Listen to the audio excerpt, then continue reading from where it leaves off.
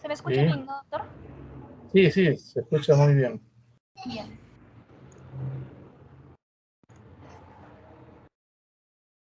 ¿Se ve mi pantalla? Sí. Úrsula, Sí, doctor, Úrsula. ya Úrsula Avilés. Úrsula. Yo voy a Muy empezar bien, con bronquiectasias. muy bien.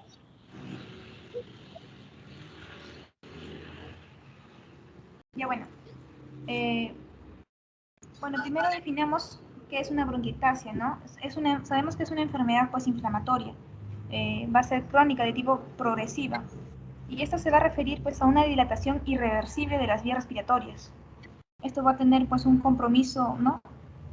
Pulmonar, puede ser de tipo focal o también difuso, y que por lo general pues se puede clasificar como, ¿no? Según su disposición, cilíndrica o tubular, que es la forma más frecuente, o también varicosa o quística.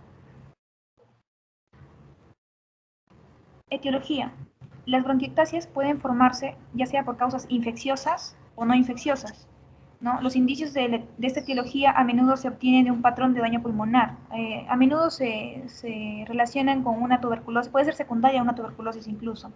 Entonces, explicamos los tipos.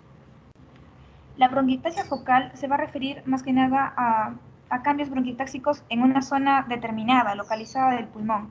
Y esto se va a deber más que nada, la causa más común son las obstrucciones, ¿no? Esas obstrucciones pueden ser de tipo extrínseco o intrínseco, ¿no? Cuando hablamos de extrínseco, pues nos referimos, por ejemplo, a una compresión por una linfadenopatía o un tumor en el parénquima pulmonar, ¿no? Es dentro del pulmón. En cambio, la intrínseca, por ejemplo, un tumor en la vía respiratoria o un cuerpo extraño aspirado también, o una vía respiratoria que cicatrizada o estenósica, ¿no? O también puede ser de carácter congénito cuando se puede producir una atresia bronquial, ¿no? Por un bajo desarrollo en las vías respiratorias. Y bueno, las bronquiectasias difusas, que se van a caracterizar, pues los cambios bronquiectásicos van a ser generalizados. Y esto pues debido a un proceso puede ser patológico sistémico o infeccioso, ¿no? Infeccioso puede deberse pues a múltiples causas, ya sea bacteriano o micobacteriano o no tuberculoso, ¿no? Para la bronquiectasia de tipo focal, pues más que nada, lo va a mencionar mis compañeros más adelante en el diagnóstico, pero para su estudio se utilizan imágenes complementarias, ¿no? Como imágenes torácicas, ya radiografía o tomografía computarizada, o incluso también para esta bronquiectasia focal una broncoscopía. Y para las difusas, pues más que nada, cuando es infecciosas, ¿no? Cuando bacteriana, micobacterias no tuberculosas, pues tinción Gram o cultivo de esputo, etc. O cultivos para bacilos ácido resistentes. Pero eso lo va a mencionar mejor mis compañeros que van a hacer diagnóstico y tratamiento. Bueno, ahora vamos un poco con la patogenia y patología. Bueno, acá el mecanismo más citado, que es más común en la bronquiectasia infecciosa, va a ser la hipótesis de círculo vicioso. ¿Qué pasa acá? Es que hay una susceptibilidad a la infección, ¿no?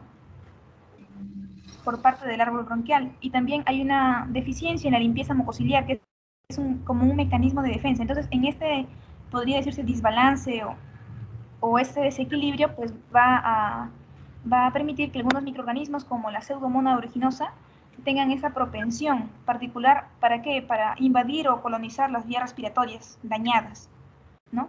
Y evadir estos mecanismos de defensa del hospedador, como sería la limpieza mucociliar. Entonces, ¿no? Tenemos esta hipótesis de círculo vicioso, en la que se va a producir una infección por microorganismos potencialmente patógenos, como se mencionó la Pseudomonas aeruginosa, incluso el Haemophilus influenzae. Entonces, ¿esto qué va a producir? Puede producir enzimas líticas, ¿no? En el árbol bronquial, destrucción tisular o incremento de la inflamación. Y esto puede predisponer a un PCR ¿no? en el análisis bioquímico, un PCR elevado, ¿no? Un factor de inflamación. Y esto puede producir pues una inflamación neutrofílica y otros mediadores proinflamatorios, como el ROX, que se va a mencionar un poco más adelante, ¿no? Y este círculo vicioso pues va a desencadenar la progresión del daño bronquial, ¿no? Esa es la patogenia del...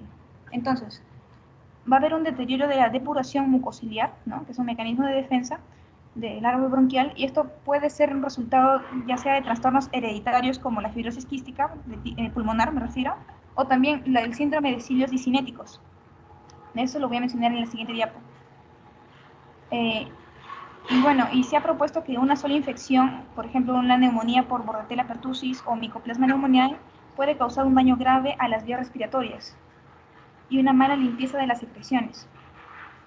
A ver, por mencionar rápidamente esto, estas son las estructuras de los cilios respiratorios, ¿no? Tenemos el axonema, el cilio respiratorio pues es una estructura múltiplo de 9 más 2, ¿no? Con dineína y otros conectores.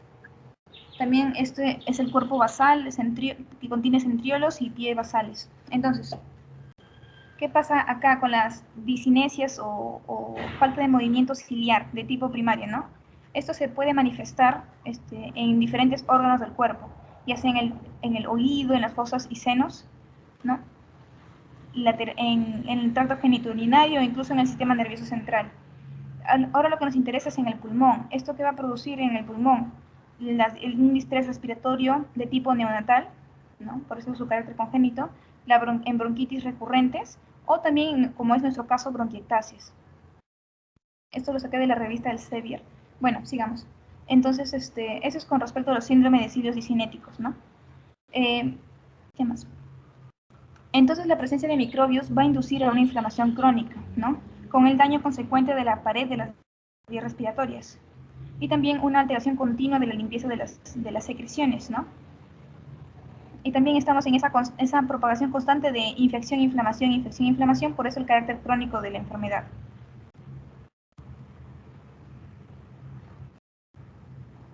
Ya lo mencioné. Y bueno, en la década de los 50 hubieron unos estudios clásicos de patología de la bronquiectasia y se demostraron pues una inflamación significativa en la pared de las vías respiratorias pequeñas y también una destrucción de la pared de las vías respiratorias más grandes, ¿no?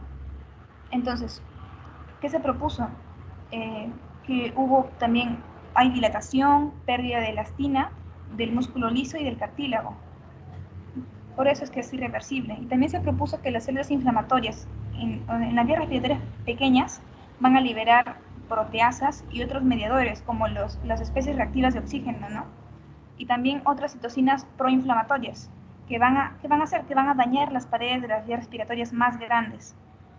Entonces, este proceso inflamatorio continuo, que se vuelve crónico, en las vías respiratorias más pequeñas va a desencadenar una obstrucción en el flujo de aire, ¿no? Y bueno, otro dato por mencionar también es con respecto a la antitripsina de tipo alfa 1, ¿no? No solo existe esto en el enfisema, también en la bronquiectasia. Entonces, también se cree que las antiproteasas, como la antitripsina alfa 1, tiene una función importante en la neutralización de los efectos dañinos de la elastasa neutrofílica, que es un desencadenante proinflamatorio que también va a dañar el árbol bronquial. Y también otra función importante es en la intensificación de la destrucción bacteriana. Y bueno, esto se ha observado en bronquiectasias y enfisemas, en pacientes con esta deficiencia de antitripsina alfa 1. Bueno, entonces, los mecanismos propuestos para las bronquiectasias de tipo no infecciosas, porque ya mencioné las infecciosas, van a incluir reacciones inmunitarias, ¿no? Esas van a dañar la pared bronquial. Por ejemplo, trastornos autoinmunitarios sistémicos como el síndrome de Sjögren, la artritis reumatoide, o también incluso inmunodeficiencias, ¿no? Como la infección por VIH, etc. Entonces también, entonces las bronquiectasias por tracción también se van a referir a las vías respiratorias dilatadas por una distorsión o deformación del parénquima pulmonar.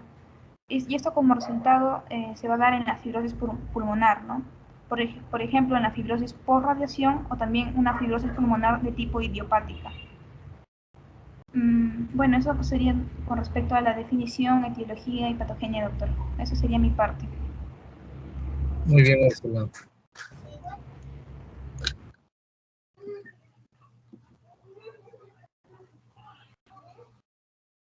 ¿Quién sigue? Sí, doctor. Jorge, Alfredo, Diego, Freddy, Javier o Daniel. Yo, doctor Becerra, voy a proyectar mis diapositivas. Diego. Sí, doctor. Ya, vamos, Diego.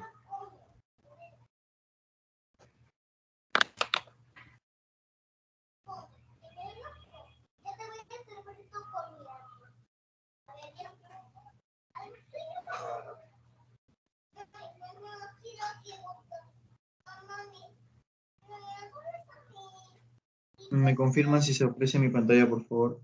Sí, sí, Diego. Bien, buenas tardes, doctor. Buenas tardes, compañeros.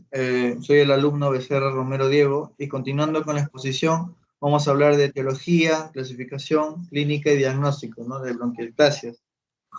Bien, para empezar, las bronquiectasias, como lo había mencionado mi compañera, se dividen en bronquiectasias localizadas y difusas.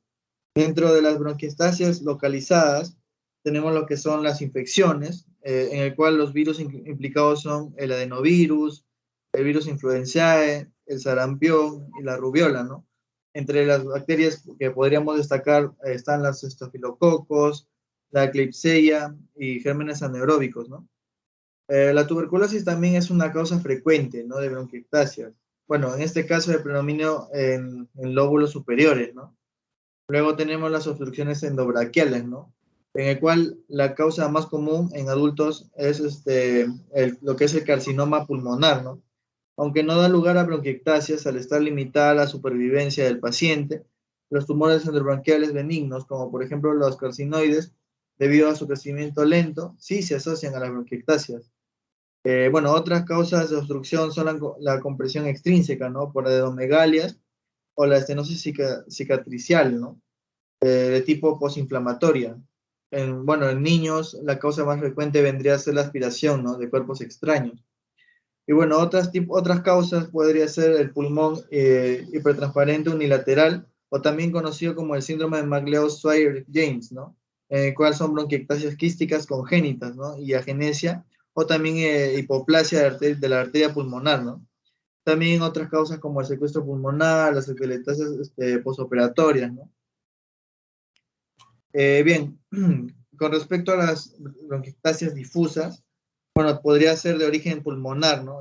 Por ejemplo, algunas sustancias tóxicas, ¿no? Que producen una respuesta inflamatoria intensa que puede originar, ¿no? Lo que son las bronquiectasias. Por ejemplo, la inhalación del amoníaco, ¿no? También la aspiración de contenido gástrico o también la heroína, ¿no? Que incluso también podría ser por vía intravenosa.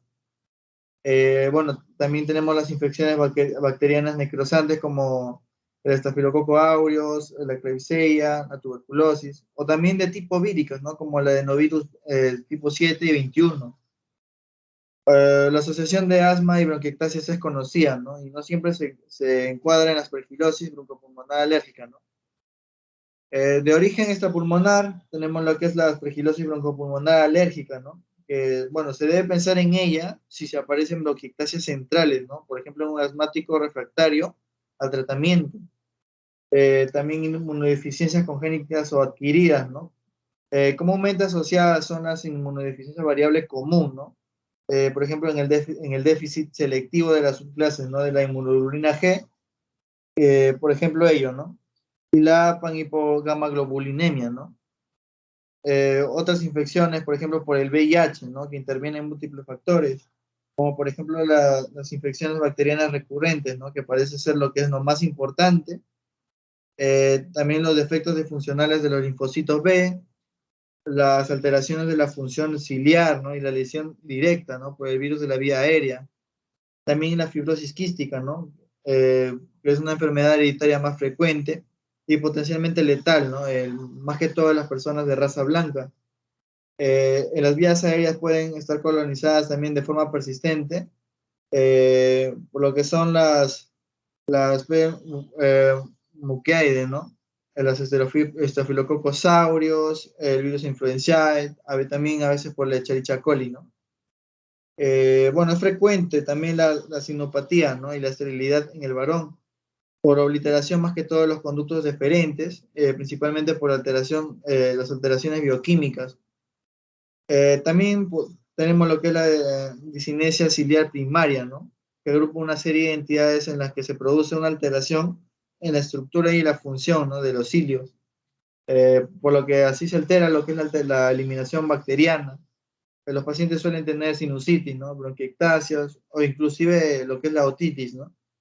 Algunos varones suelen ser estériles, ¿no? Y la mitad de los pacientes presentan un sitio inversus, ¿no? Denominándose lo que es el síndrome de Cartagena. Bueno, tenemos también lo que es la clasificación, ¿no? Que es la que más se utiliza en la clasificación del line rate, ¿no?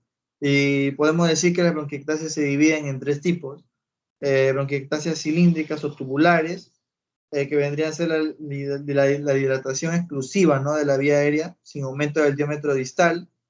Las bronquiectasias varicosas, en el cual son áreas de estrechez, ¿no?, o constricción a lo largo de una vía aérea dilatada, o las bronquiectasias quísticas o seculares, ¿no?, que es la dilatación progresiva de la vía aérea, acabando con grandes quistes o cavidades. Respecto a la clínica del diagnóstico, bueno, la característica clínica más por excelencia, ¿no?, es la tos productiva crónica, o también la broncorrea purulenta. Algunos pacientes expectoran más de 15 mililitros al día, ¿no? También podemos encontrar lo que es la hemoptisis, que suele ser leve por sangrado de la mucosa inflamada. Aparece en más del 50% de los pacientes. A veces puede ser masiva, ¿no?, por sangrado de las arterias bronquiales hipertróficas. Aunque, bueno, ello llega a ser una causa rara de mortalidad, ¿no? Las complicaciones más frecuentes son lo que es la neumonía recurrente, el empiema, lo que es el neumotórax, el absceso de pulmón.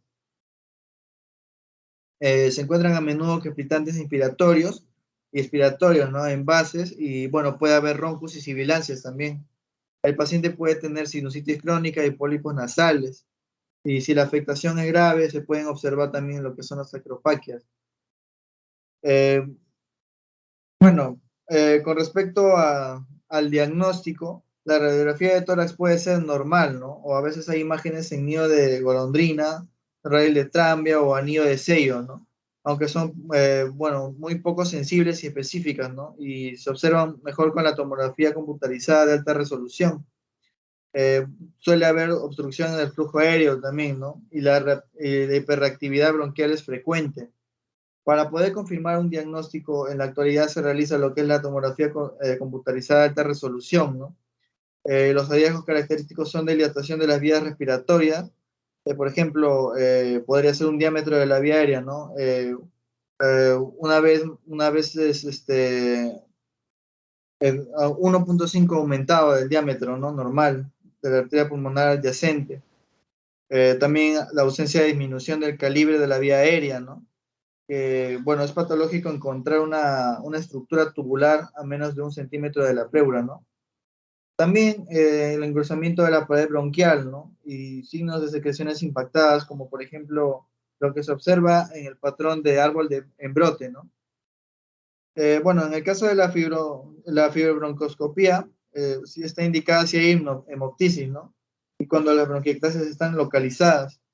También se requiere hacer estudios microbiológicos, ¿no?, en pacientes con complicaciones infecciosas de mala evolución. Una vez establecido el diagnóstico, bueno, es imprescindible hacer el estudio etiológico, ¿no?, especialmente el de las causas tratables. Bueno, eso sería todo con respecto a mi presentación, doctor. Le doy paso a mi compañero.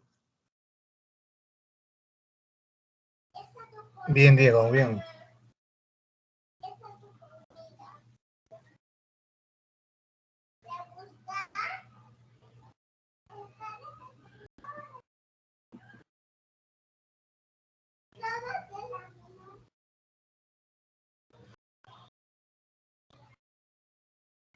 ¿Quién va a pasar? Jorge, Alfredo, Freddy, Javier,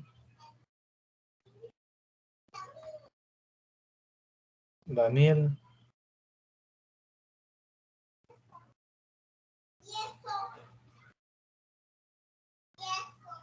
Doctor, buenas, disculpe, estoy teniendo problemas con mi laptop, no puedo abrir mis PPT. Voy a reiniciar mi equipo un momento, que continúe mi compañero, por favor. Ya, vamos al que sigue.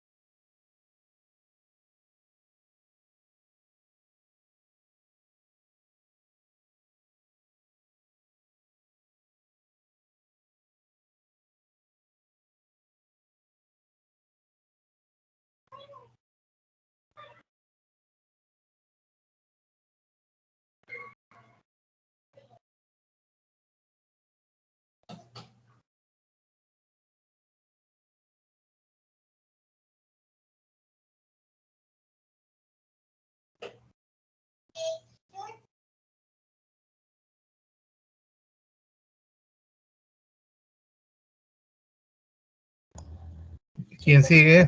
¿Quién sigue luego de Daniel? Úrsula.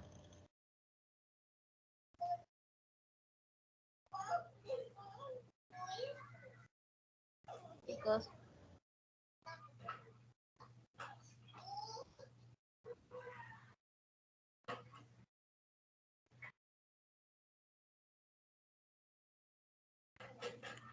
Buenas noches, doctor. ¿Daniel es el último de bronquiectasias? Bueno, no han enviado la secuencia, ¿no? Si De la delegada repente, puede ayudarnos, por Úrsula. favor, para poder, si no, voy exponiendo yo que me toca absceso pulmonar y ya luego Daniel pondrá su tema. Hugo, ustedes han coordinado la división que han realizado para su exposición. Yo no sabría decirte quién termina, quién inicia. Ah, caramba. No, lo que sucede es que el tema de Daniel es bronquiectasia y el nuestro es absceso pulmonar.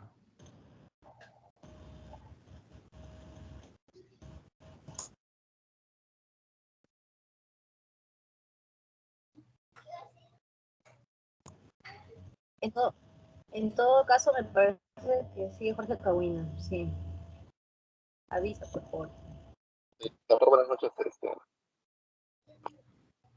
Me tocó en esa oportunidad, ¿no? En la parte no, una parte del tratamiento quirúrgico, ¿no? En cuanto a las bronquiectasias.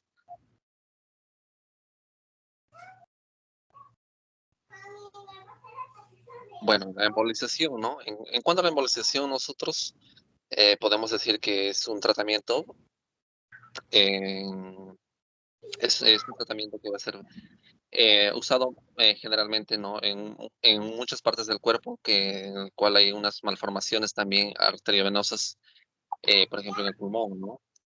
Este procedimiento también se va a utilizar dispositivos de embolización, por ejemplo, balones en forma de espiral. em, lo que esto, ¿no? Van a bloquear, ¿no? La arteria, ¿no? Que van a alimentar, ¿no? Alguna forma, para una malformación, ¿no?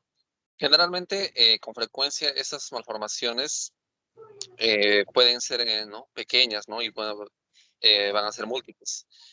Y eso lo que se van a ampliar y luego se van a diseminar, ¿no? Este tratamiento, ¿no? Con la embolización en la arteria bronquial, eh, lo que, lo que es generalmente usado, ¿no? Por ejemplo, ¿no? En un caso de hemoptisis, ¿no?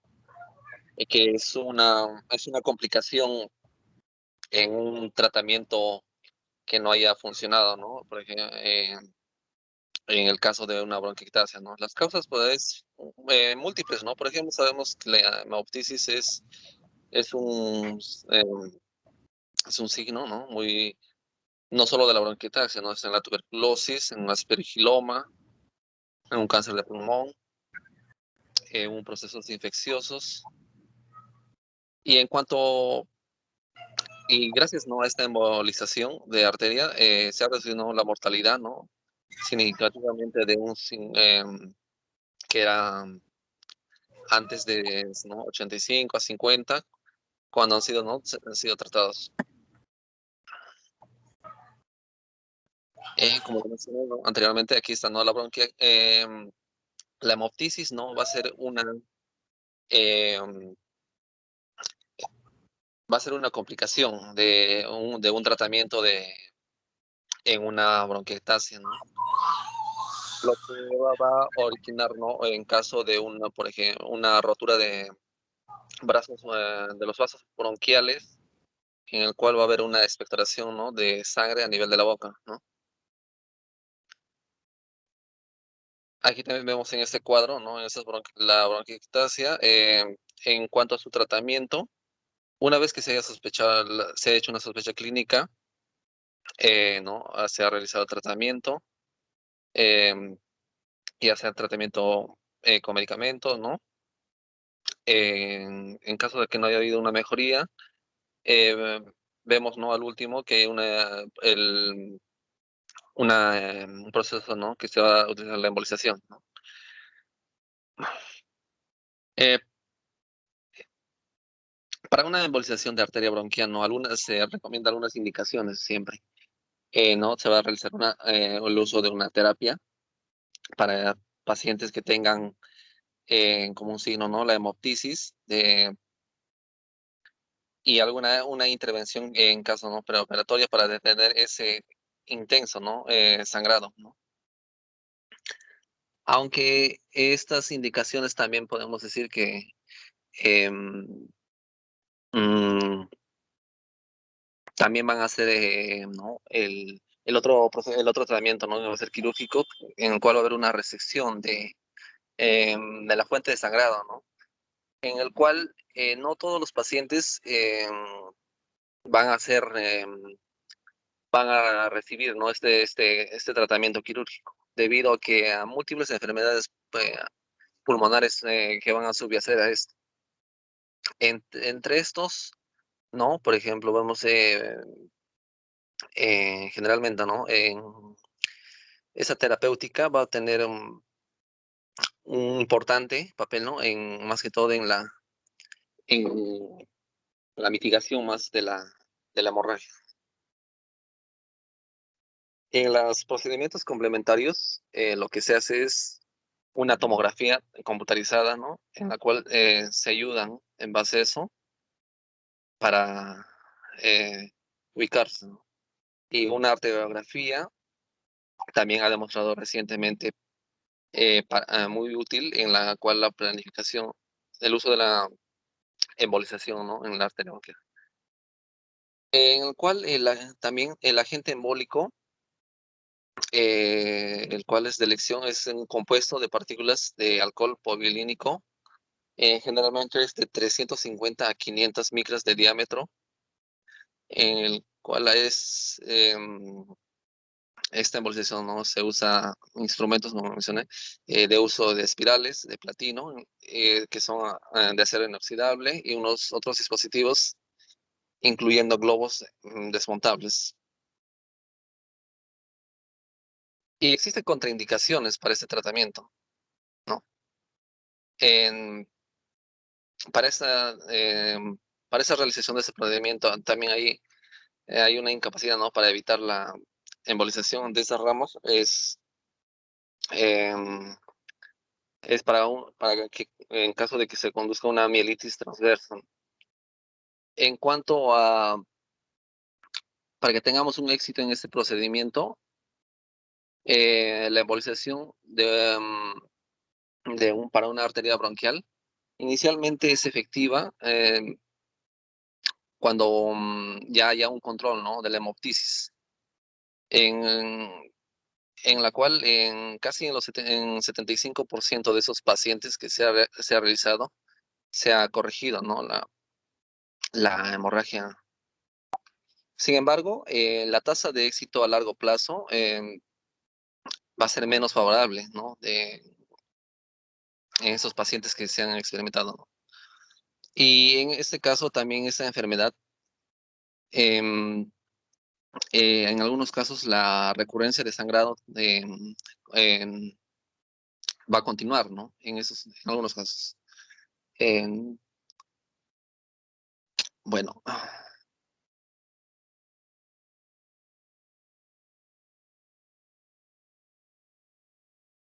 eso sería todo, doctor Gómez.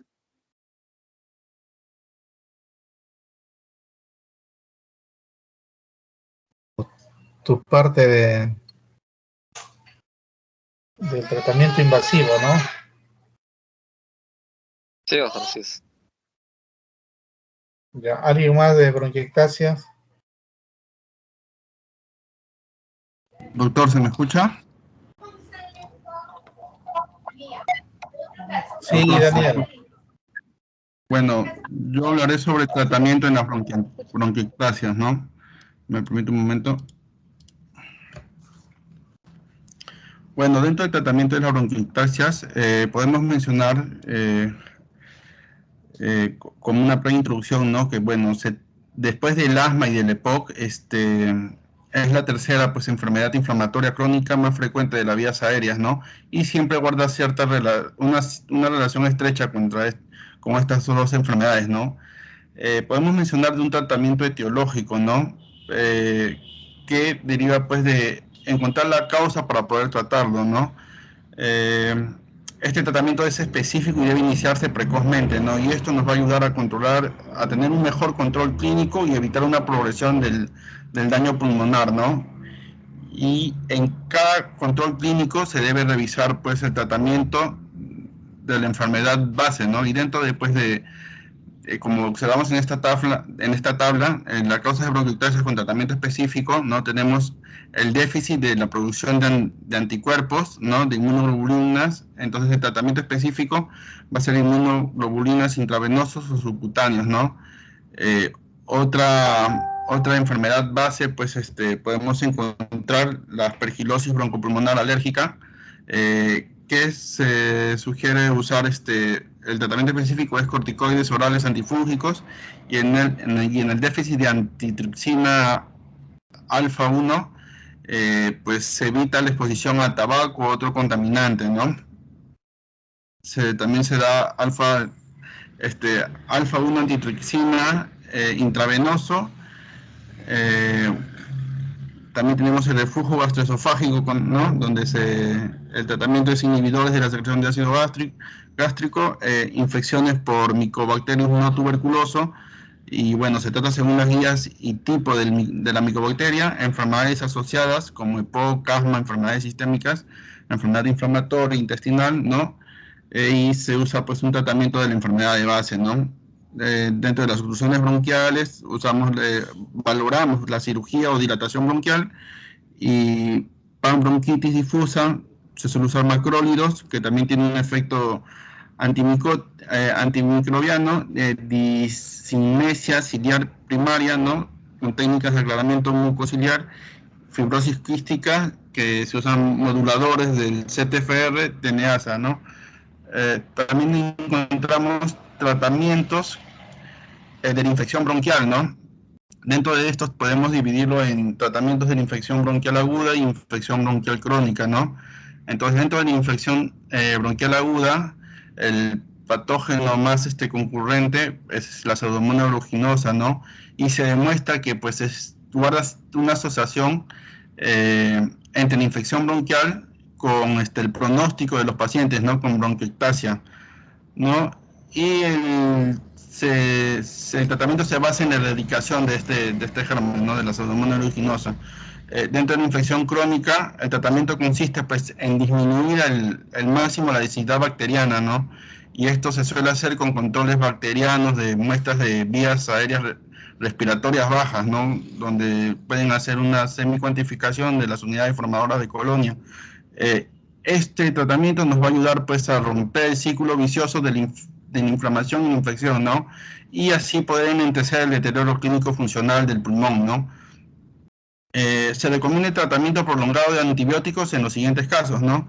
En infecciones bronquiales crónicas por Pseudomonas aeruginosa, en infección bronquial crónica por microorganismos potencialmente patógenos que presenten al menos 2 agudizaciones o una hospitalización por agudización durante el año previo, ¿no? También por un deterioro marcado de la función pulmonar, así como un deterioro de la calidad de vida, evidenciado por un incremento del volumen de la purulencia del esputo, ¿no? Y de la disnea o de la tos. También se ha mencionado que debido a tanto a la elevada efectividad y seguridad, se recomienda la efectividad por la disminución, que se da por la disminución pues, de la evolución de la enfermedad, así como los bajos recuentos de estas colonias en las muestras de vías aéreas respiratorias bajas, y la seguridad por mostrar menos daños a reacciones adversas. Se recomienda la utilización de antibióticos inhalados frente a la administración de los sistémicos, ¿no? Bueno, en esta tabla podemos observar el tratamiento de la primera infección, ¿no? El primer cultivo por Pseudomonas aeruginosa. En la primera infección se suele administrar ciprofloxacina 750 miligramos por 12 horas vía oral durante 3 semanas, ¿no? En el caso de bronquiectasias no graves, se usa inmunodeprimido, o en pacientes inmunodeprimidos se añadirá un antibiótico inhalado como colistimetato, tobramicina o astronam desde un inicio de 3 meses, ¿no? En caso de alergia o intolerancia al ciprofloxacino, se recomienda utilizar pues solo antibióticos por vía inhalada, ¿no? Durante 3 meses, salvo en el caso de bronquiectasias graves e inmunodeprimidos que utilizarán desde el inicio, además del antibiótico inhalado, ¿no? 1 o 2 antibióticos intravenoso o con actividad anti-pseudomonas durante 2 a 3 semanas, ¿no? Según su antibiograma. En el caso de la prima infección se detecta en un periodo de agudización, se recomienda iniciar terapia con antibióticos intravenosos y con actividad anti-pseudomonas, ¿no? Dentro de los antibióticos inhalados que deben emplearse en la prima infección, se suelen usar pues astroniamicina o colistemato de sodios con una solución para la inhalación, o tobramicina con solución para la inhalación, ¿no? En caso de primer cultivo que se aísle un estafilococo metilcinino resistente, se suele usar ácido fucídico 500 miligramos por 12 horas vía oral, ¿no? O clocotrimuxazol 160 por 800 miligramos durante 12 horas vía oral. De igual manera, rifampicina 600 miligramos por 24 horas vía oral, tindamicina 300 miligramos por 6 horas vía oral, linezolid 600 miligramos 12 horas vía oral, tedizolid 200 miligramos 24 horas vía oral, o vancomicina, ¿no? Y formulación intravenosa administrada por vía inhalada en tratamiento continuo con 200 miligramos 2 veces por día, ¿no?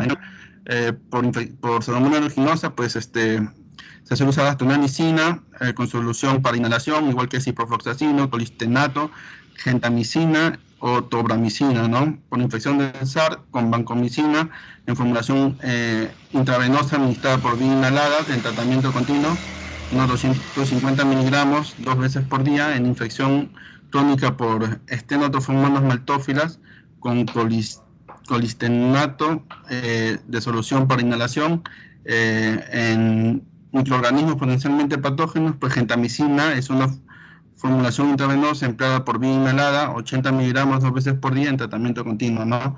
Bueno, esta tabla nos especifica el tipo de antibióticos inhalados que podemos encontrar, ¿no? Y la dosificación y el tiempo que se suelen usar por cada antibiótico. Bueno, dentro del tratamiento de inflamación bronquial, vemos también podemos mencionar los macrólidos. Aparte de tener una actividad antimicrobiana, pues modulan la inflamación bronquial e interfieren, ¿no? En la formación de biopelículas, la formación de películas de gérmenes que puede producir en el parénquima pulmonar, ¿no?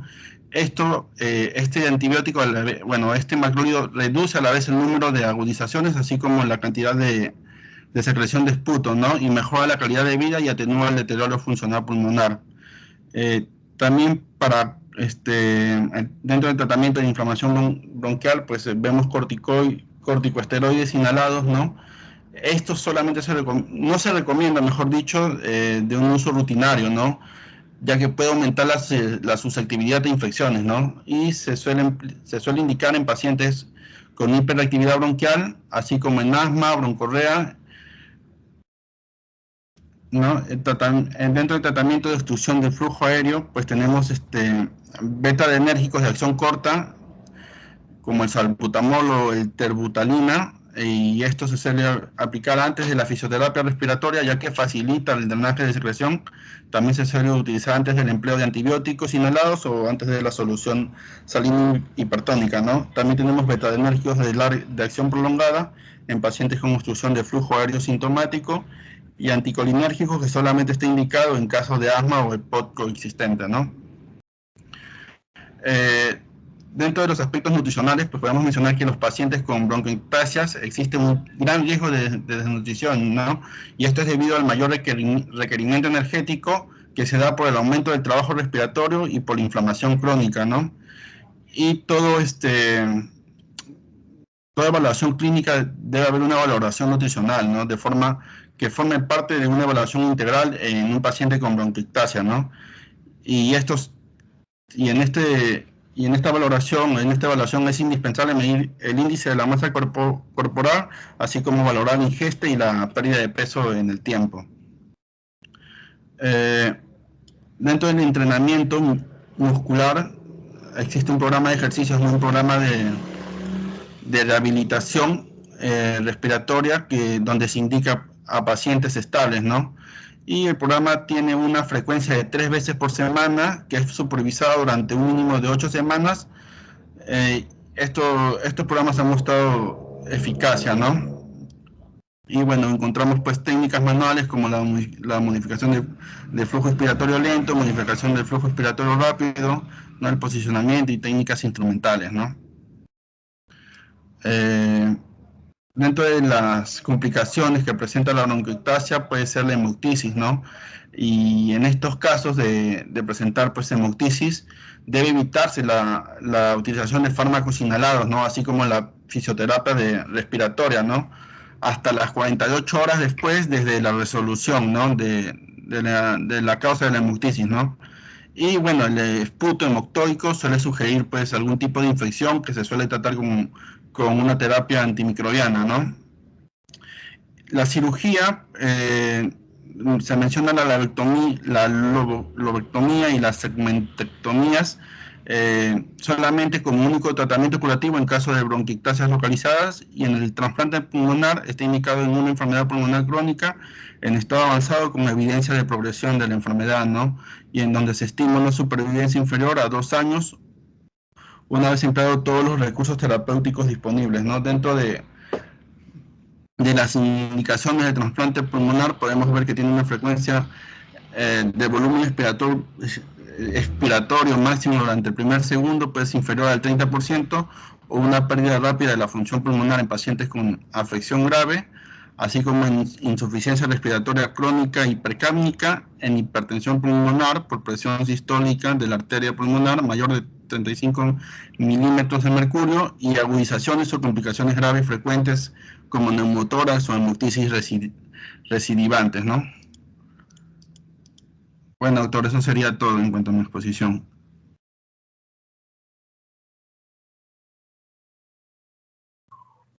Muy bien, Daniel.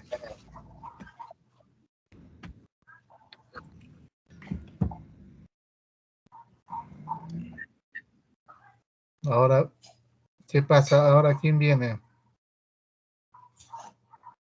Sí, doctor, ahora vienen en los abscesos pulmonares, ¿no?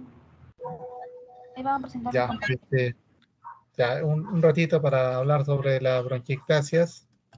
La bronquiectasia, pues, el término ha sido creado mucho por 1800 y tanto. Laennec puso ese término, ¿no? Como el paciente expectoraba mucho, él pensaba que tenía un catarro en los bronquios, ¿no? Antes el diagnóstico se hacía por medio de la broncografía.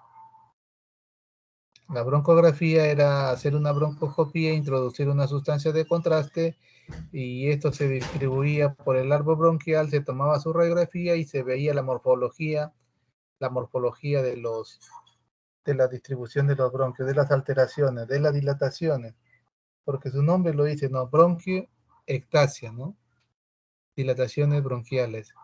Ya en 1950, como también lo dijeron ahí, Diego mencionó 3 tipos de bronquiectasia, ¿no? Que lo describió Rey en 1950.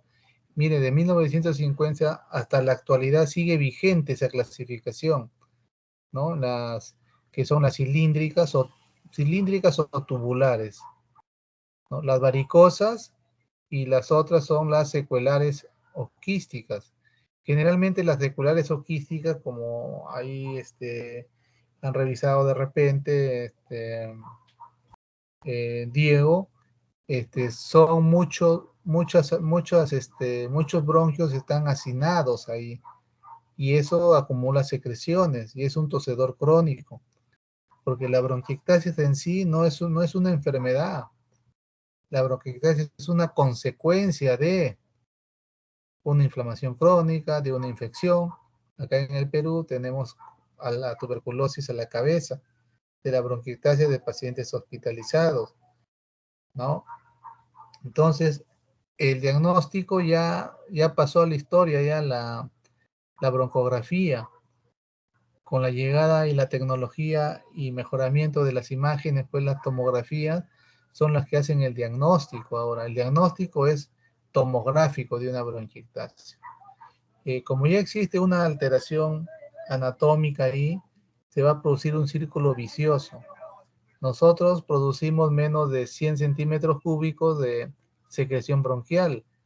Esos 100 centímetros cúbicos sirve para distribuir como si fuera como un lubricante en la parte interna de los bronquios. Pero cuando hay una ectasia, una dilatación, esa secreción se va a quedar ahí estancada. No va a circular, se va a llenar y va a seguir pasando, pero va a haber un pocito de secreción. Si está un día no va a pasar, 2 días de repente tampoco no pasa nada. Pero esta secreción se queda más días. Y al estar más días ya viene ese círculo vicioso que dijeron al inicio, ¿no? La dilatación, producción de gérmenes, producción de secreción, y el organismo reacciona y comienza a producirse cada vez estas inflamaciones. No hacemos nada, solamente dando tratamiento antibiótico. El tratamiento antibiótico, la quinolona llega muy bien a la secreción bronquial. Pero si ustedes solamente le dan tratamiento antibiótico, van a eliminar los gérmenes. Pero la cuestión no solamente es eliminar los gérmenes, la cuestión también es eliminar las secreciones, ¿no? Entonces, mucolítico y aparte una terapia respiratoria que es fundamental en este caso, por drenaje postural. El paciente se nos complica cuando hace hemoptisis.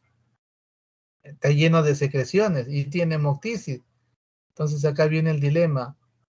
¿Qué hago? ¿Lo saco las secreciones o lo paro la secreción o le doy tratamiento antibiótico solamente y paro la tos?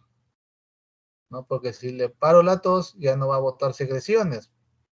En este caso, como la hemoptisis es el síntoma de alarma, entonces tenemos que nosotros preocuparnos que el paciente no esté tosiendo. Le damos antitusígeno, le aplicamos también el ácido tranexámico como para poder sellar el vasito que se rompió, porque acá en la bronquiectasia se va a producir una neovascularización. Cuando las bronquiectasias están localizadas, no va a haber tanto problema, porque eso de ahí si viene con una hemoptisis, el cirujano entra y opera, no hay problema, porque está localizada en un solo de repente el lóbulo superior derecho, por poner un ejemplo, y viene con hemoptisis, puede ser masiva, entonces, y requiere una cirugía, el cirujano puede entrar porque es una sola lesión. Pero el problema viene cuando el paciente tiene lesiones bilaterales y tiene hemoptisis y no se sabe qué lado está sangrando. Entonces el cirujano pide que se le realice una broncoscopía, ¿no? ¿Para qué? Para localizar el sangrado y poder entrar. Pero muchas veces los pacientes tienen lesiones amplias que prácticamente son inoperables. Entonces ahí una buena alternativa es la embolización. La embolización para tratar de bloquear las arterias bronquiales principales que se han formado neovascularizaciones. Entonces, eso es lo que trata de hacer la embolización. ¿Se puede hacer a un paciente que de repente puede ser operable más adelante? Sí. Lo importante es que la hemoptisis se controle en este caso. Ya dijeron, uno de los que produce acropaquias es la bronquiectasias. Vamos a ver el otro tema, también va a producir acropaquias. Entonces es importante mirar la mano del paciente. El paciente es tosedor crónico, ¿no? Antecedentes posiblemente de alguna infección. Acá en el Perú, la tuberculosis. Algunos también dicen que hay bronquiectasias secas y bronquiectasias húmedas. La bronquiectasia seca generalmente está localizada en los lóbulos superiores, que no da tiempo que se acumule la secreción, porque por gravedad cae, va descendiendo, llega a la tráquea, a la carina, y el paciente lo puede expectorar, ¿no? Pero o asciende si tenemos todavía nuestro sistema de defensa adecuado, como los cilios, lo sacan a la garganta de a poco y el paciente casi no lo deja expulsar, sino lo traga el paciente. Pero los que están por debajo de la carina y los que hacen bronquiectasia ya saculares o quísticas, es difícil que la secreción salga. Es por eso que en ellos tenemos que hacer drenaje postural, dar mucolíticos y ponerlo en posición inversa para que la secreción que está en la parte inferior pase a la parte superior y por gravedad caiga eso y el paciente pueda descansar más o menos tranquilo. Cuando tienen este tipo de bronquiectasias, al paciente se le indica este tipo de drenaje postural en la mañana y en la noche. En la noche para que pueda descansar bien y en la mañana para que pueda estar más o menos bien. El paciente con bronquiectasia generalmente no duerme bien. ¿Por qué no duerme bien? Porque se mueve en la cama. Si el paciente que tuviera bronquiectasia se queda en una sola posición, puede dormir tranquilo. Pero si el paciente se mueve para el lado derecho, ya alteró. Las secreciones que están ahí se mueven y tapa a los bronquios que está pasando el aire. Entonces, al sentir ese el paciente que no puede entrar el aire, tose y destapa lo que estaban tapados, ¿no? Y comienza a respirar, pero si se vuelve a mover, otra vez le viene la tos. Paciente que tiene bronquiectasia, lo primero que hace al levantarse es ir al baño a tratar de toser y botar flemita para que esté más tranquilo. La bronquiectasia, si están localizados, el tratamiento de elección es el quirúrgico. El tratamiento médico se le da, como le digo, pero es complejo. El paciente tiene que comprender esto, tiene que evitar, más que cuidar de los alimentos, cuidarse en lo que respira. Tiene que evitar el polvo, el humo o los olores fuertes, porque eso lo va a llevar y lo va a inflamar y otra vez se va a producir todo el mecanismo de ese círculo vicioso. Muy bien. A ver, escuchamos lo que es acceso pulmonar.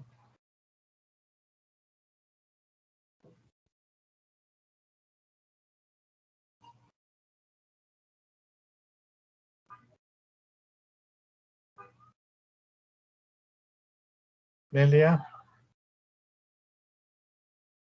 Sí, doctor. Chicos, me parece que le toca... Ahí está uno.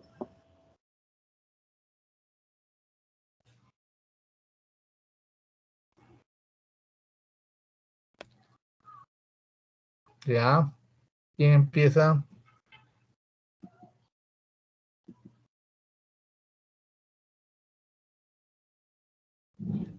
Buenas noches, doctor González. Buenas noches, compañeros. Vamos a comenzar con la definición de lo que es el absceso pulmonar. El absceso pulmonar va a ser la colección de pus dentro del parénquima pulmonar debido a un proceso infeccioso que en su momento no se diagnosticó a tiempo o se trató mal, ¿no? Se hizo un mal tratamiento de esta patología. Cuando se drena esta acumulación de pus hacia el bronquio, va a suceder algo. Se va a inundar el árbol bronquial de pus y el paciente se va a asfixiar, va a tener una sensación de ahogo, de sofocación. Este paciente va a empezar a expulsar lo que se denomina la vómica. Solamente hay dos patologías que van a producir la vómica, el absceso pulmonar y el quiste hiatídico cuando se complican. Para ser considerado un absceso pulmonar tiene que ser mayor de 2 centímetros y ser único. Respecto a la clasificación, se va a dar de acuerdo con sus características clínicas y patológicas, de acuerdo al tiempo de evolución, presencia o ausencia de una lesión subyacente relacionada y el microorganismo causal. Aguda o crónica, va a haber una línea divisoria entre las 4 y 6 semanas para diferenciarlos. Abscesos en ausencia de lesiones pulmonares subyacentes se consideran primarios. Abscesos en presencia de lesiones pulmonares subyacentes como tumores o padecimientos sistémicos, infección del VIH, pueden ser pielonefritis, pueden ser procesos a nivel cardíaco, se califican como secundarios.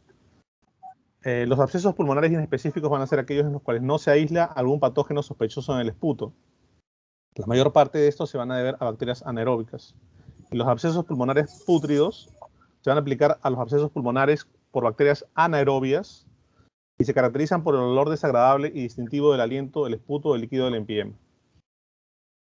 Con respecto a la clasificación de agudo y crónica, que hablamos respecto a las semanas, también hay otra clasificación, ¿no? En la cual agudo va a ser un proceso similar a cualquier neumonía, ¿no?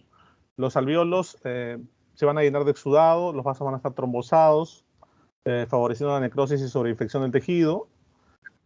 Va a existir que las cavidades van a contener pus, ¿no? Y los secundarios se van a dar por gérmenes aeróbicos y estos pacientes ya tienen una enfermedad previa.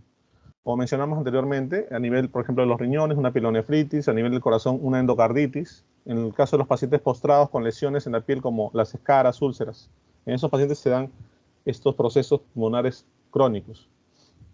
Con respecto a la clasificación y el mecanismo de formación, podemos hablar que son primarios y secundarios. Primarios va a ser por infecciones de parénquima causadas por bacterias anaeróbicas que ocasionan un área de necrosis tisular central que progresa a supuración y generalmente da lugar a cavitación. Y los secundarios es considerado como una complicación de la neumonía por gérmenes aeróbicos.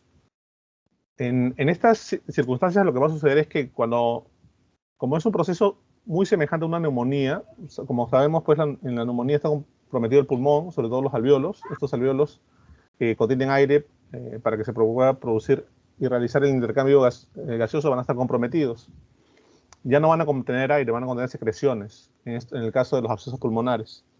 Van a contener bacterias y células como mecanismos de lucha entre los gérmenes y el organismo se va a alterar de esa manera, alterar la circulación de esa zona, se va a producir isquemia en esa zona que se va a formar como una cavidad y después una necrosis en la zona infectada.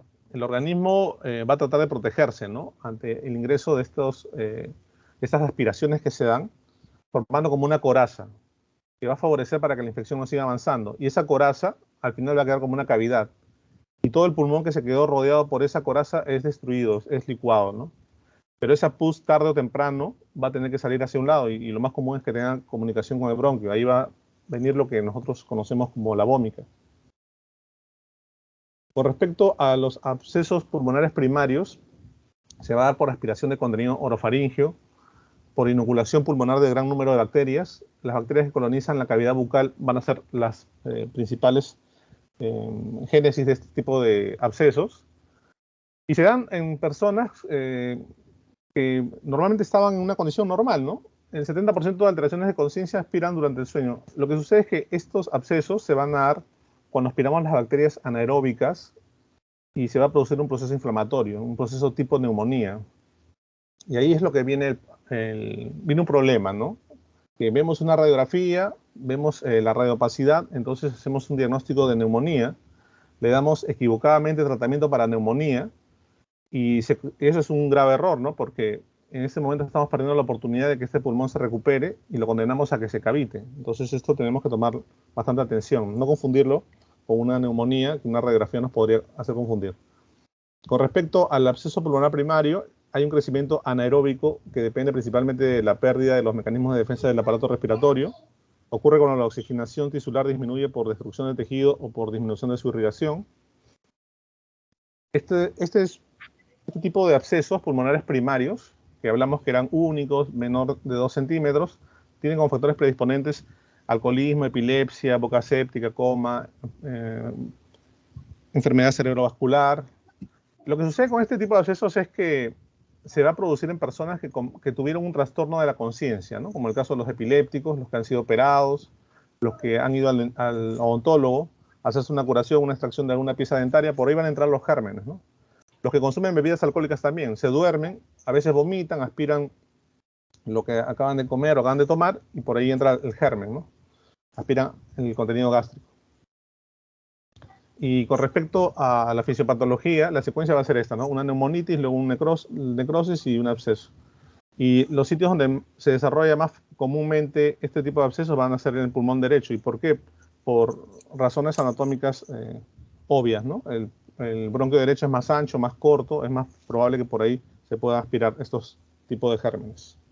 Lo cual no quiere decir que tampoco sea solamente el pulmón derecho, también se puede dar en el pulmón izquierdo, pero más frecuentemente se da en el pulmón derecho. Con respecto a qué patógenos microbianos producen infección pulmonar cavitada, son distintos patógenos microbianos, ¿no? Se presume que casi todos los abscesos pulmonares inespecíficos se deben a bacterias anaeróbicas. En el caso de las micobacterias, en especial el Mycobacterium tuberculosis, es una causa muy importante de infecciones pulmonares y formación de abscesos. Los hongos y algunos parásitos también generan abscesos pulmonares. En el caso de los hospedadores, hay algunos hospedadores que han estado antes sanos.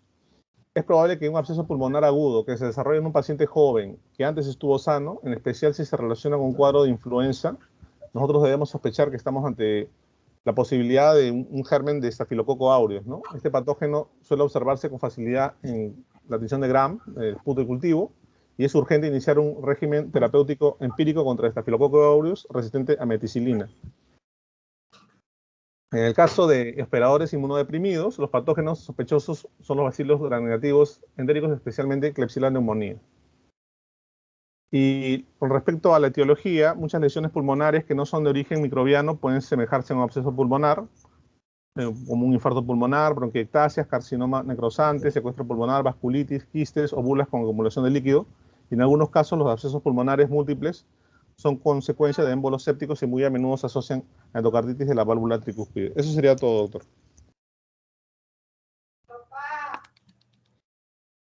Bien, bien, Alfredo. Bien. ¿Quién sigue?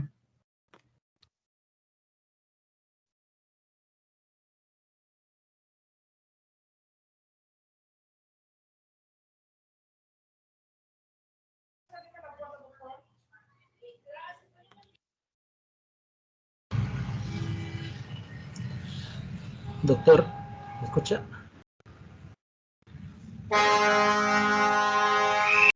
Sí, sí, sí, te escucho, te escucho.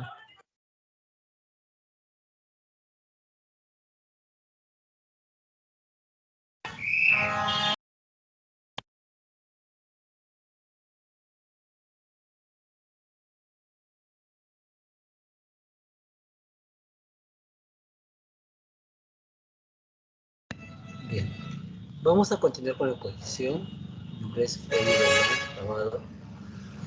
Vamos a hablar sobre el cuadro clínico y el diagnóstico, ¿no? Ya tenemos bien definido lo que viene a ser un absceso pulmonar. Ahora,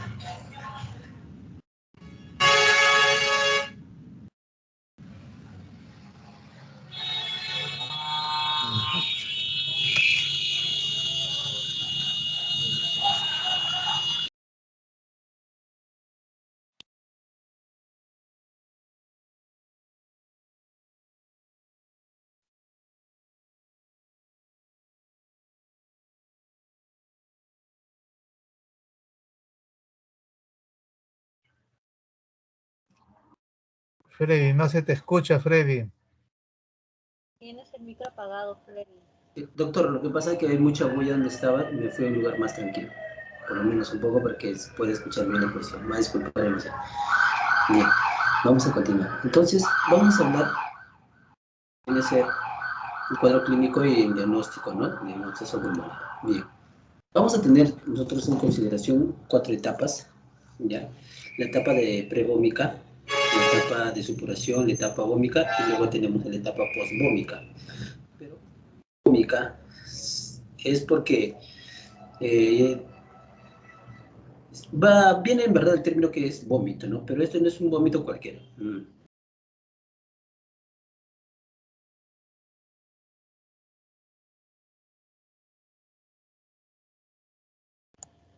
Creo que se le fue la señal, doctor. El que le sigue a Freddy, ¿quién es? Yo, doctor Asensio Gómez. Ya, vamos.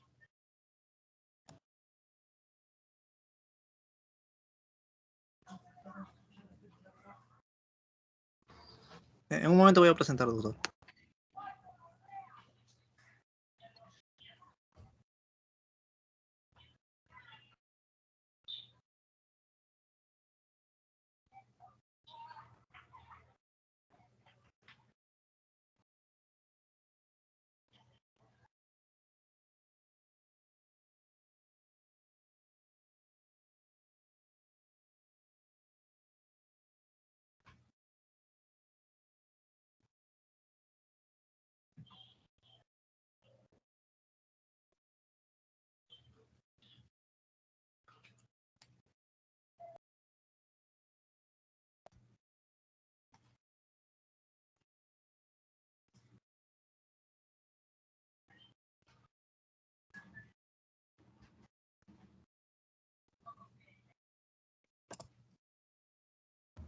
Buenas noches, doctor. Buenas noches, compañeros. Yo voy a hablar acerca del diagnóstico diferencial y tratamiento del absceso pulmonar.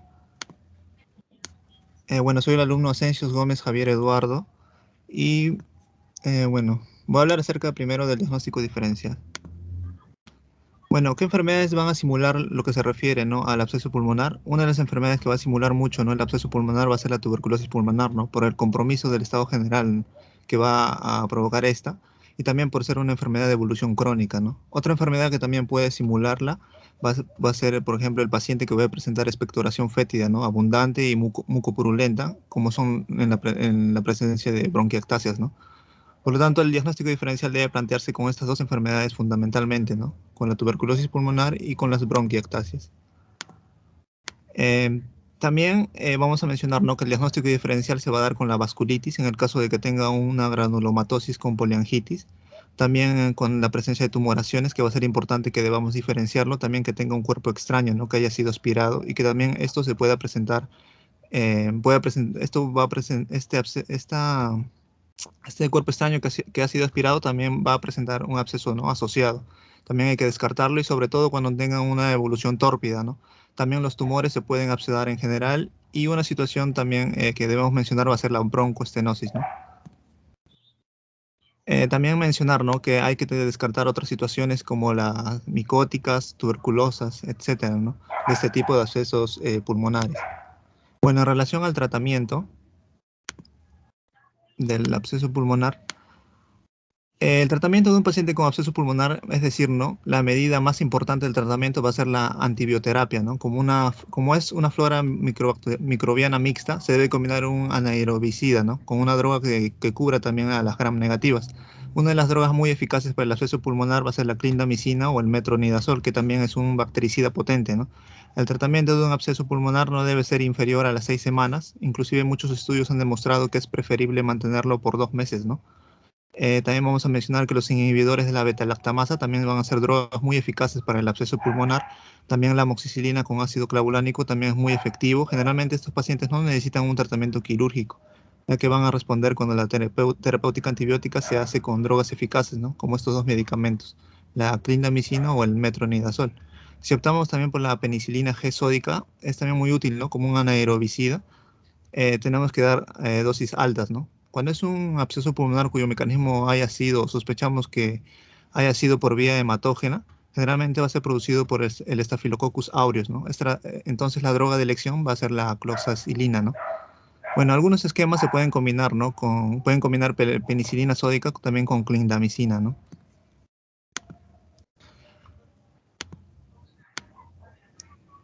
Bueno, en relación al tratamiento, ¿no?, por ejemplo, mencionando uno de los esquemas, vamos a mencionar, ¿no?, que la antibioticoterapia es fundamental para la mejora de estos pacientes, ¿no? Una vez sospechado de forma clínica y de forma imagen, entonces lo que haremos es iniciarle de forma empírica los antibióticos, ¿no?, a la par de que podamos tomar algunos cultivos para después redirigir la terapéutica. Aunque se considera seguro y bastante factible iniciarlo de esta forma, que es, por ejemplo, la ceftriaxona más el metronidazol, que va a ser el esquema que se marca aquí, siguiendo, ¿no?, el esquema que se marca aquí, o la ampicilina con el sulbactam, con las dosis y los horarios que se manejan, o puede ser también la clindamicina, ¿no?, que puede ser otra opción, o también el moxifloxacino, que es otra opción. Algunos de estos se deben dar de hasta 4 a 6 semanas.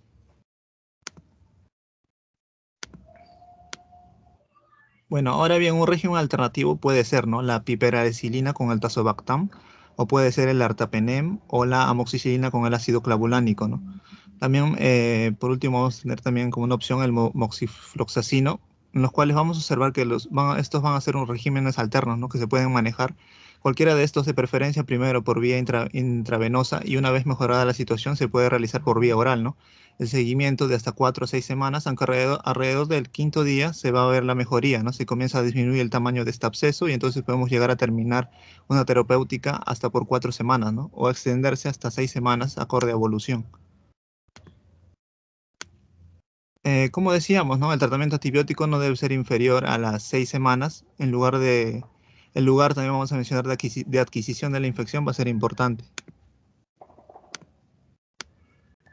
Hay que tener en cuenta la resistencia de la penicilina que tienen los más importantes organismos anaerobios causantes de absceso pulmonar, ¿no? Y que se va a relacionar con la producción de beta-lactamasas. Por eso es que los inhibidores de la beta-lactamasas han ocupado un lugar importantísimo, ¿no? Dentro del tratamiento del absceso pulmonar. Sin embargo, la bacteriología de estos procesos está continuamente cambiando. Entonces, esta asociación de amoxicilina con ácido clavulánico es una alternativa muy importante y que debe ser de 2 gramos cada 8 horas, ¿no? La vía intravenosa debe emplearse durante el tiempo necesario para que desaparezca la fiebre y se observen los datos de mejoría clínica o radiológica, ¿no? Obviamente, lo que primero mejora es la clínica y uno de los elementos clínicos que nos permite advertir la mejora de la fiebre, que nos permite advertir la mejoría es la fiebre. La fiebre tiene que ir descendiendo de forma paulatina y así como la expectoración tiene que ir cambiando de consistencia y de cantidad. Es decir, ¿no? Que el paciente cuando la terapéutica antibiótica está bien orientada y efectiva, el paciente va a mostrar una disminución en la producción del esputo, la consistencia y la cantidad. A nivel radiológicamente vamos a observar los cambios radiológicos, vamos a mencionar que van a ser más tardíos. Bueno, posteriormente se puede continuar con la vía oral de 875 miligramos de amoxicilina y 125 miligramos de ácido clavulánico cada 8 horas por tiempo variable, que va a depender de la evolución radiológica de la lesión cavitaria, ¿no? Bueno, otras alternativas que hay dentro de la terapéutica del absceso pulmonar es asociar, ¿no? Clindamicina con una cefalosporina de tercera generación, ¿no? Cuando se sospechan aerobios. Y en casos graves, aerobios gram negativos más anaerobios se pueden asociar una cefalosporina de tercera generación con imepenem, que es activo, ¿no? Contra aerobios y anaerobios, o a metronidazol, ¿no? También ese esquema se puede utilizar. Las infecciones estafilocócicas deben tratarse con penicilinas resistentes a las penicilinasas. Como decíamos, ¿no? Podemos utilizar la cloxacilina por vía endovenosa a dosis altas y posteriormente se puede virar a la dicloxacilina, ¿no?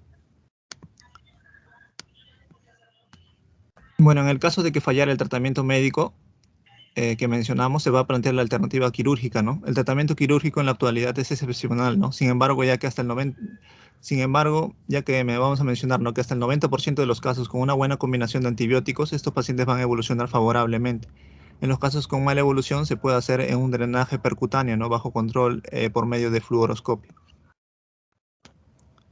Bueno, ¿quiénes son los candidatos a drenaje percutáneo? Cuando hay una falta de respuesta a antibióticos en un lapso de 10 a 14 días, también cuando hay pacientes clínicamente inestables o sépticos, pacientes que tienen contraindicada la cirugía, por ejemplo, cuando tienen una estenosis bronquial o cuando son portadores de un cáncer broncogénico, ¿no? Y también vamos a mencionar que en pacientes también que tienen alterado el mecanismo de la tos, por lo que se dificulta el drenaje espontáneo. También pacientes con abscesos mayores a 4 centímetros de diámetro y aquellos con cavidad homogénea, ¿no? Sin nivel hidroaéreo, debido al mayor riesgo de hemoptisis masiva por la descompresión, ¿no? Endobronquial súbita del mismo. Y los cirujanos torácicos intervienen, ¿no? Como último recurso a través de una vía de lobectomía, ¿no? A través de una lobectomía, que va a ser la resección de una sección del pulmón, ¿no? O una segmentotectomía también. Bueno, eso sería en relación al tratamiento y el diagnóstico diferencial del tratamiento del absceso pulmonar. Gracias. Bien, Javier. Bien. Bueno, el acceso pulmonar ya lo habló muy bien Alfredo, ¿no? Del que generalmente conversamos es del acceso pulmonar primario. El acceso pulmonar primario, el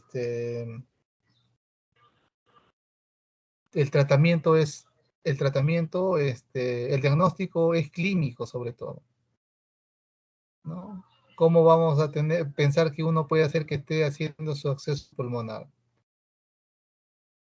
Ocurre generalmente en personas muchas veces sanas, totalmente sanas, como ustedes, que están en una reunión, termina el ciclo ya y se reúnen. Bueno, ahora está prohibido las reuniones, pero antes solía ser frecuente. Se terminaba el ciclo, se reunían y hacían una reunión, comida, bebida. Algunos que no soportan mucho el licor se marean rápido y como han comido a veces se quedan mareados y vomitan y se pueden aspirar, ¿no? Entonces, ¿qué pasó ahí? Que hubo cierta alteración de la conciencia. ¿Y eso en quiénes más puede ocurrir? En aquellos que tienen epilepsia o que convulsionan, en aquellos que son sometidos a cualquier intervención quirúrgica. Ahora, pues, para las intervenciones quirúrgicas, generalmente para que estén tranquilos, el anestesiólogo lo intuba al paciente. Y tenemos que tener, desde el punto de vista clínico, ver cómo está la cavidad oral. Porque muchas veces nosotros pasamos en las aspiraciones o en la invasión del tubo orotraqueal, llevar gérmenes de la cavidad oral hasta la tráquea, y de ahí ya avanzamos y va hasta la parte más inferior. Pacientes que han acudido al odontólogo, hay que tener bastante cuidado cuando nosotros tengamos un paciente con neumonía. En una primera instancia, justo lo estaba por explicar acá pues Freddy, pero se le fue el internet, dice que puede ser una fase prevómica, y en la fase de la vómica y en la fase posvómica. Doctor, bueno, disculpe. Sí. Sí, se me fue el internet, doctor. Me había metido en un lugar donde había mucho temas tranquilos. Sí, se escucha mucha bulla. Voy a explicar yo, Freddy. Entonces, en la primera fase ocurre lo típico de una neumonía. El paciente tiene fiebre alta, tiene malestar general, tiene tos, está decaído, ¿no? Y van y le toman una radiografía. Va al médico y ¿sabes qué? Necesito que le tomes radiografía, y ven que hay una lesión como un infiltrado parenquimal. Este infiltrado parenquimal, ponle las imágenes de la radiografía, tú creo que ahí tienes unas imágenes, pon unas imágenes, la otra. Sigue. La siguiente.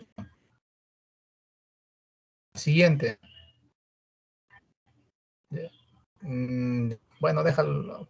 Radiografía, no, tomografía, radiografía. O si no, bueno, déjalo ahí, ¿no? Déjalo ahí. Después de Nelia me va a ayudar. Miren, ve. Entonces empieza un cuadro prácticamente séptico, típico de una neumonía. Ustedes van a hacer el examen y van a encontrar lo que encontramos en una neumonía, ¿no? La inspección generalmente puede estar aparentemente normal. La ampliación va a estar disminuida en la zona afectada porque este pulmón no se va a expandir. Las vibraciones vocales van a estar incrementadas.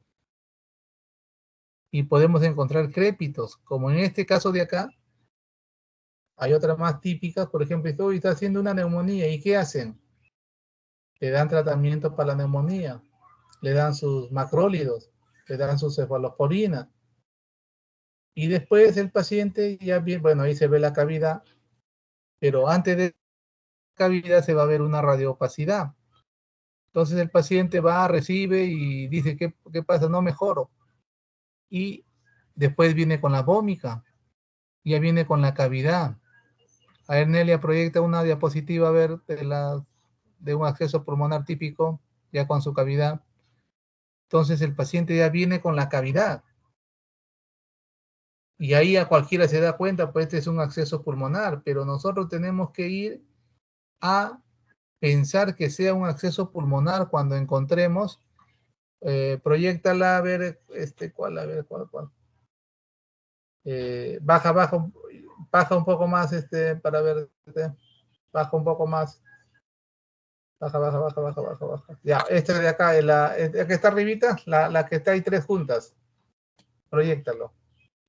Más arriba. Ese es este proyecto.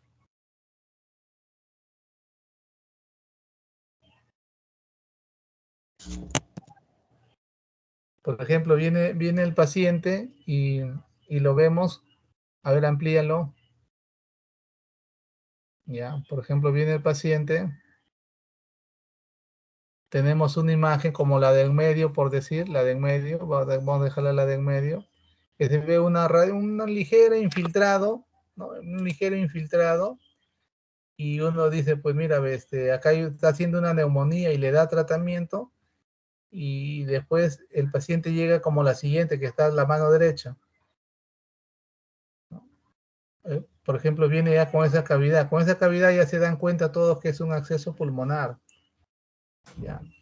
Pero ¿qué ha pasado ahí? Acá ha pasado, muestra otra imagen donde está un acceso puro, otra imagen, muéstrame otra imagen, otra imagen, otra imagen. Sal de ahí, muéstrame otra imagen, yo te voy a decir. Por ejemplo, a ver. Ya, muestra esta del izquierdo. Esa muéstralo ya. Esa muéstralo. Ya, entonces nosotros, bien dijo Alfredo, lo más frecuente es el lado derecho por la anatomía que tenemos, ¿no? Por la característica del tronco bronquio derecho, y el izquierdo más frecuente sería que sea en el lado derecho. En el lado izquierdo, miren, ahí tenlo. Ustedes lo que tienen que hacer acá es lo siguiente. Tengan una radiografía, ya están llevando de repente radiografía del aparato respiratorio. Ustedes marquen o hagan una imagen, lo que corresponde al segmento posterior del lóbulo superior y al segmento 6 o a la apical del inferior. Hagan su recorrido y cuando tengan una imagen sospechosa de una neumonía que puede llegar al inicio, porque al hospital generalmente ya no llega después de ser tratados por varios centros de salud, médicos particulares, qué sé yo.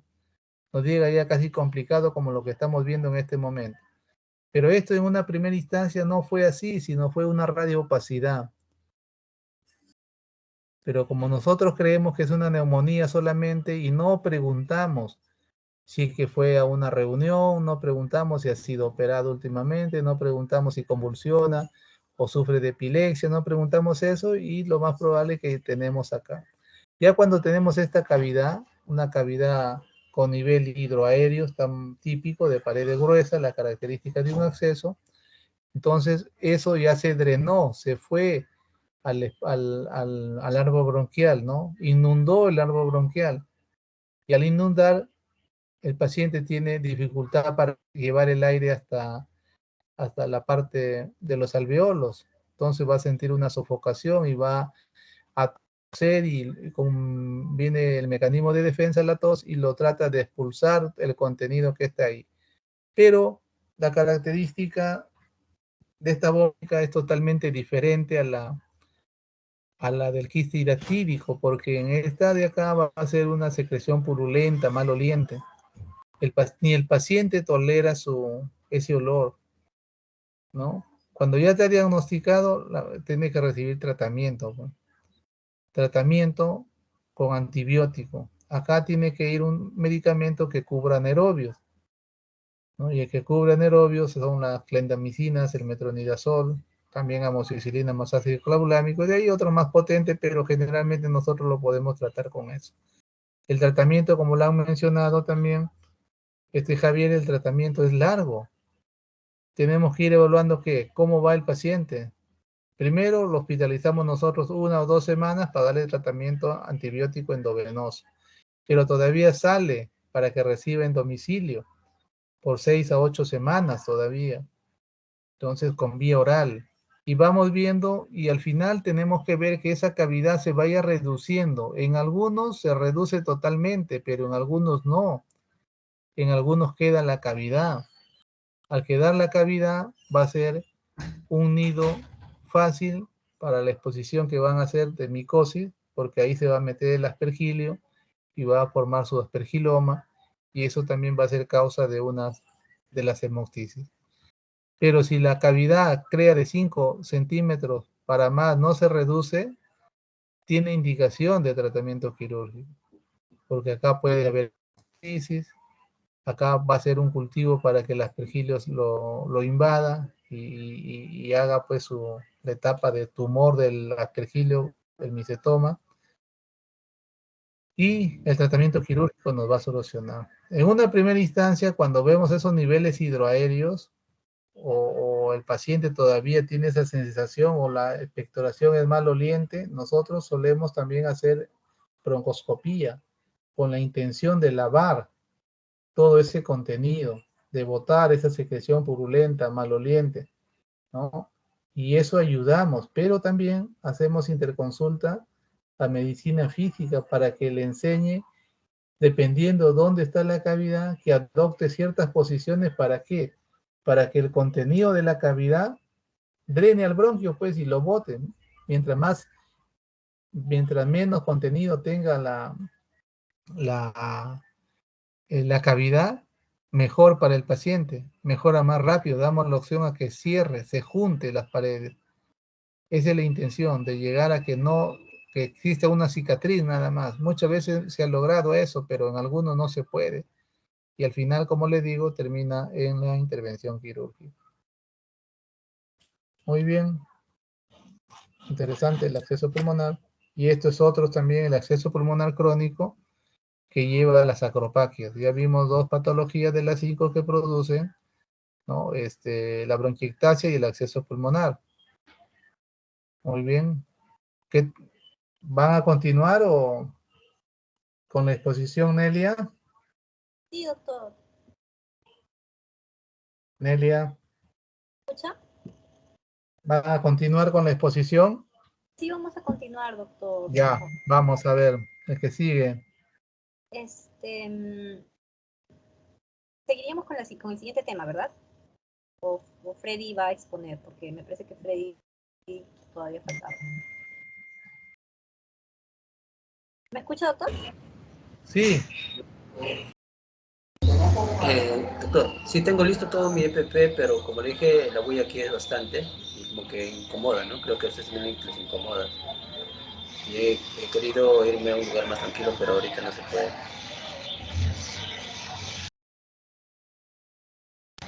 Pero si pueden ustedes, por mí no hay ningún problema, ¿no? Voy a tratar de hacerlo lo más rápido y más comprensivo, ¿no? Si pudiera, pero como digo, la bulla es bastante. Ya, Freddy, ya ahí tu diapositiva va a quedar ahí para que lo lean tus amigos. Vamos a empezar con otro tema, Freddy.